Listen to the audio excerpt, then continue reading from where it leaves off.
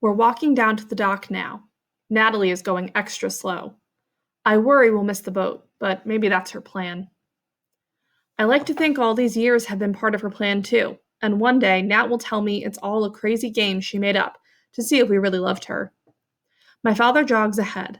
Yesterday, the boatman told us, "We don't wait for nobody. Even God himself has to get down here on time." But somehow, the big ex-Army steamship called the Frank M. Cox is still there. My mother walks through the snitch box, a metal detector designed to make sure no one is bringing guns on the island. "This new school is a good opportunity for you, Natalie," my mother tells her as I watch the boat guy unwind a rope, as thick as my arm from the cleat. "You are such a lucky girl to have this chance." Natalie says nothing. Her eyes are trained on a gull wiggling a potato chip out from the wood slat bench. I look up at another bird high in the blue sky, and another skimming low over the green blue sea. My father has a book with him, McGregor's Illustrated Animal Book. He's brought it because it has a good index. Nothing pleases Natalie more than having him read the index of a book to her. American Leaf-Nosed Bat, page 48, my father reads. American Quail, page 232. American Spiny Rat, page 188. Tons of gulls are flying above our boat. We watch them, Natalie and I. Natalie's rocking more than usual, but it doesn't look out of place here. The boat rocks anyway. I count 229 birds, I say, pointing at the gulls. Bad moose, Natalie says. 9 birds. 9. I smile at her. I count 47 people on the dock. Bad moose. 11 peoples. 11. Natalie loves catching my mistakes. Once, when I was 7 or 8, she started bringing books to me. Big old ones like the dictionary and the encyclopedia. She'd turn to the back and plunk the book on my lap. I couldn't figure out what she wanted. One day, just to get her to go away, I started reading the page she'd opened. It was a history book, and the index was full of names of people and places. I got to this one, Machu Picchu, and I said something like Machu Picchu. Bad moose, she said. Machu Picchu.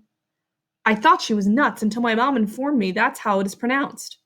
My mother went straight to the library and checked out a big stack of history books for Natalie. But it didn't take long to realize it wasn't history Natalie was interested in. It's the indexes she loves. Any subject will do. We still don't have any idea how she learned the correct pronunciation of Machu Picchu, though. We're coming into the dock in San Francisco now.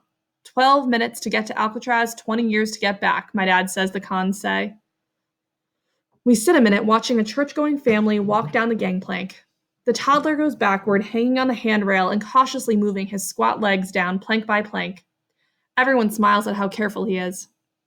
Going to be an insurance man when he grows up, his dad winks at my mom. All right, troops, move him out, my father says. But my mom seems stuck in her seat. She's staring at the toddler who is walking across the dock, holding tight to his mom's hand. My mom blows her nose with her handkerchief. She's blinking fast, trying to keep back her tears. When Natalie sees this, she curls up in a tight little ball on the wood slat seat and will not move. My mother pulls herself together and tries to sound cheerful again. Natalie, honey, I have a little cold. That's all, sweet pea. Now, come on, sweetheart, this is a wonderful day. Her voice sounds fake, and Natalie knows it. She pulls her knees tighter into herself. My father whispers that he hopes he won't have to carry her. He squats down on one knee and talks to Nat for a long time. The boatman nods to my mother and taps his wrist to signal time to get off. My mother fusses with her gloves, pulls her hat brim down low, and walks across the deck to him. I shift my weight from one leg to the other and back. Finally, my father's head pops up. He looks at me. Moose, can you get her up? He asks. Everyone who is getting off needs to get off, the boatman booms as people begin boarding for the trip back to Alcatraz. I look around searching for an idea. I grab the book and flip to the back. American Laugh-Nose Beat, page 3000, I say.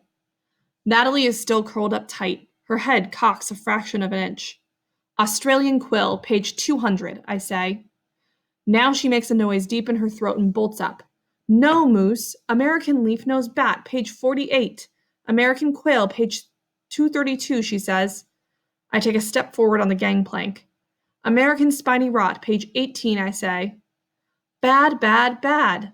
American Spiny Rat, page 188. She shakes her head, but she is standing now, following me.